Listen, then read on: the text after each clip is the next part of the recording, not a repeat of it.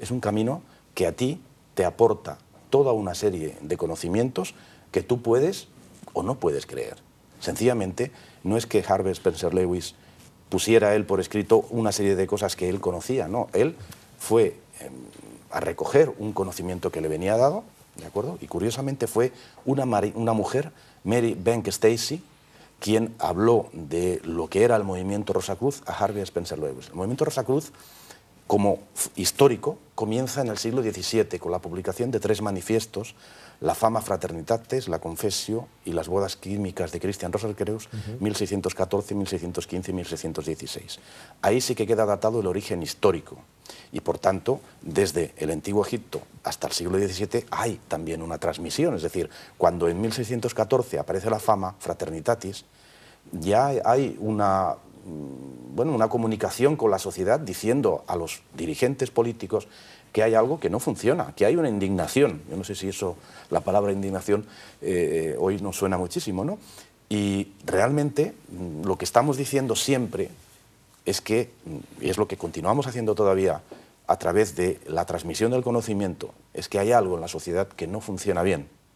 En este sentido, los 3 primeros manifiestos dieron lugar en el año 2001 a un 4º manifiesto, la Positio Fraternitatis, que todavía ya en el siglo XXI está diciendo que lo que pasó en el siglo XVII se sigue manteniendo y que, por tanto, también hay una transmisión de problemas sociales que, lógicamente, tienen que tener una contrapartida para que la gente sea capaz de encontrar una salida a los problemas. Y la salida es evidente que se puede encontrar en el misticismo. Hugo, ¿de qué problemas estaban hablando en el 1600?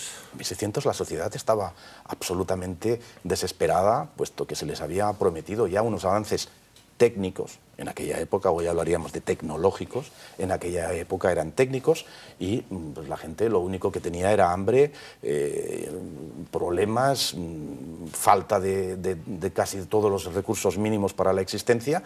De alguna manera, si lo extrapolamos, es lo mismo que pasa hoy en día, porque todo el mundo quiere más. En ese sentido, la sociedad estaba realmente descarnada ya en aquella época, por todos los problemas sociales, por todos los problemas de falta de salud, etcétera, etcétera, etcétera. Había un descontento generalizado ya en aquella época. ¿Y tú crees que es comparativo lo que vivieron en el siglo XVII, por ejemplo, a lo que se puede estar viviendo hoy en el siglo XXI? ¿Sí?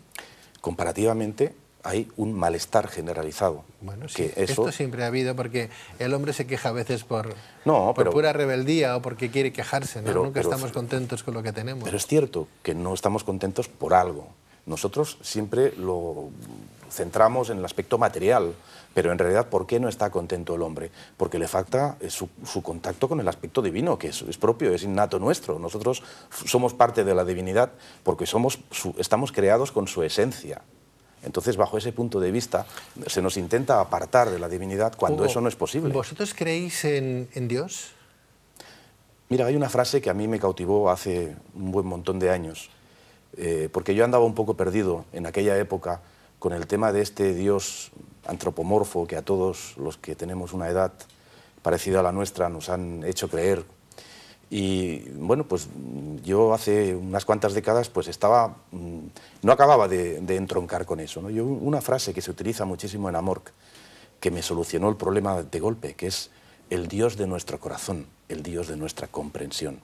Entonces, yo como cristiano creía en lo que me habían impuesto y ahora creo en ese Dios de mi corazón que yo entiendo que es pues como yo pienso que es, y no me tiene que decir nadie si está sentado en tal sitio, si tiene barba y quién tiene a la derecha o a la izquierda. Pero hay un Dios para vosotros. Por supuesto. Un gran una conciencia universal, un alma conciencia universal, correcto, el gran arquitecto universal. Nada que ver con lo que nos ha ofrecido, por ejemplo, la Iglesia. Nada que ver. Insisto que todos son caminos. Un Dios hecho hombre, nacido de... Bueno, nosotros creemos en los maestros encarnados. Para nosotros Jesús es un maestro igual que Moisés, igual que Buda, igual que Mahoma. Son maestros encarnados que han venido aquí con un mensaje a decirle a la humanidad que precisamente hay otro camino que no es el que normalmente la humanidad por el que circula, ¿no? Es decir, que hay otros caminos paralelos que te van a llevar al mismo sitio y vas a poder conocer realmente la felicidad, lo que los rosacruces conocemos como la paz profunda. O sea, un camino que no tiene nada que ver con ningún credo, con ninguna religión, sino con un ideario muy particular, muy propio, ¿no? Correcto. Seguido en base a unas enseñanzas, no sé si decir enseñanzas, porque claro, si hablamos de enseñanzas estamos hablando de dogmas, ¿no? De una enseñanza o de un conocimiento interno, ¿no? Porque tú seguramente que leyendo podías haber leído Amor, podías haber leído un texto búdico en un momento determinado, pero que en un momento determinado despertó en ti pues una chispa, el conocer el porqué de las cosas. Dices, bueno, es que no, verdaderamente para ser bueno no hace falta creer en ninguna religión, ¿no? Uno es bueno y es bueno y ya está. Puede ser musulmán, judío, católico, es igual. Bueno, también los hay de malos, ¿no? En esas confesiones, como en todo el mundo. Entiendo yo que las pasarían un poco, y con perdón, canutas en aquel tiempo. Estamos hablando de 1600, ¿no? Christian Rosenkreuz, porque claro, estamos hablando de que la Inquisición duró 800 años, llegó pues eso hasta el siglo XIX, hasta el 1800. Y se llevó unos cuantos. Y se llevó unos cuantos por delante. Antes hablaba yo de ese anarquismo, ¿no? Claro, ir en contra de la fe católica en ese tiempo era de hereje, era de brujo, era de anarquista, ¿no?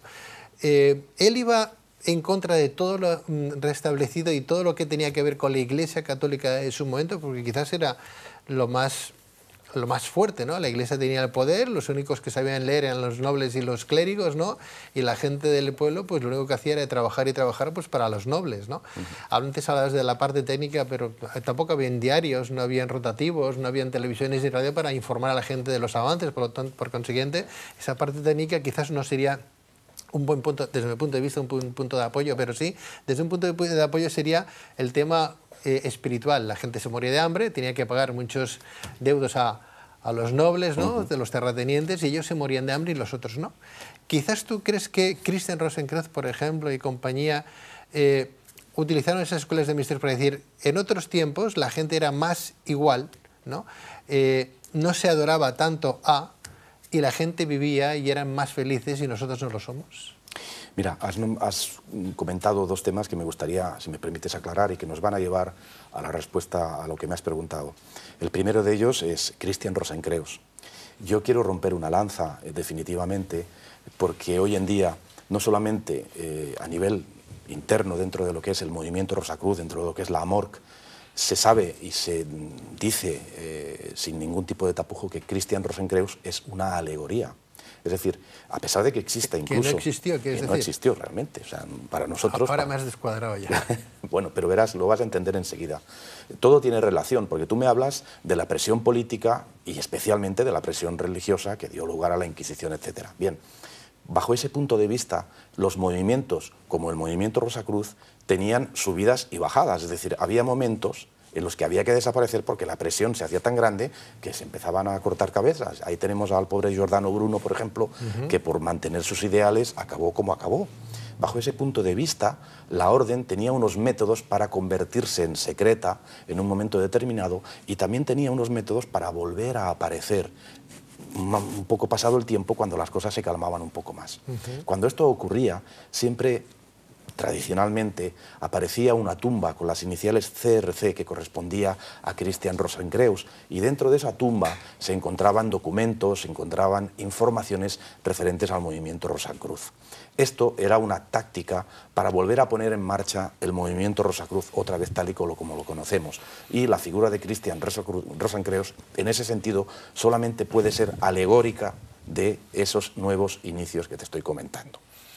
O sea, que sería, Christian Rosenkreuz al final sería como un conde Saint-Germain, que correcto, aparece, desaparece... un personaje mítico, por decirlo así, que tiene un significado que es el de hacer rebrotar otra vez un movimiento, y que todo el mundo conocía, que cuando eso ocurría se podía poner otra vez en marcha pues todo eso que ya de alguna manera no conocían. De hecho... o sea, Spencer Lewis entonces no le llegó nada de un señor llamado Christian Rosenkreuz, le llegó algo de alguien de hacerse llamar, que se hacía llamar Christian Rosenkreuz, pero se llamaba Martínez Iglesias o ya era Javier la transmisión García. De un conocimiento. Nosotros... Lo que abogamos es por la transmisión del conocimiento primordial, que es el que se origina en Egipto, luego pasa a Grecia, luego pasa a Roma, la Edad Media, los alquimistas, el Renacimiento, y ahí empezamos en el siglo XVII con la parte histórica que sí que conocemos. Es decir, que hay alguien que dice, perdón, estamos aquí y estamos denunciando ante la sociedad que hay algo que no funciona. La orden mística Amor de Rosacruz nos va a hacer más libres. de pensamiento. De pensamiento. Eso seguro. ¿Nos va a hacer más buenas personas? Siempre que lo seamos por supuesto, de base. Lo que pasa es que es una filosofía y por lo tanto no es un camino sencillo. Hoy en día estamos acostumbrados a que pagamos un dinero y automáticamente nos convierten en maestros de no sé qué. Esto es una filosofía, es un camino lento, pero evidentemente por ser lento tiene una influencia muy grande sobre uno mismo y por otro lado tiene unas ventajas que a la larga, a la corta, se empiezan a notar inmediatamente. Pues te agradezco mucho, Hugo Casas, gran maestro de la antigua y mística Orden de la Rosa Cruz Amor, que hayas estado en este programa, Tierra de Sueños. Si quieres enviar un saludo a la gente que te pueda estar viendo desde Argentina o desde Estados Unidos gracias a nuestro canal internacional, puedes hacerlo porque creo que también estáis allí. Pues por supuesto, estamos en prácticamente todo el mundo y también, por supuesto, en Hispanoamérica y en toda América Latina y en toda Norteamérica. Entonces, nada, pues enviar un saludo a todos los miembros de allí, a todos los simpatizantes, que los hay muchos, y recordarles que, por supuestísimo, si me lo permites, pueden acceder a un poquito más de información a través de nuestra web www.amorc.es, en el que van a encontrar toda esta información. Y agradecerte, Pedro, el permitirme presentar al público de Tierra de Sueños la filosofía y todo lo que es la antigua y mística Orden de la Rosa Cruz. Muchas gracias. Un placer, Hugo, todo lo que sea para ensalzar un poco los valores que cada uno tiene, desde una filosofía, desde un credo, desde un punto de vista religioso, pues adelante, será bienvenido. Juan Pablo lo decía y también lo decía con otras palabras, también su santidad el Dalai Lama, que cuál es la religión más buena, ¿no? Le preguntaba, me decía, bueno, la que te haga libre, ¿no?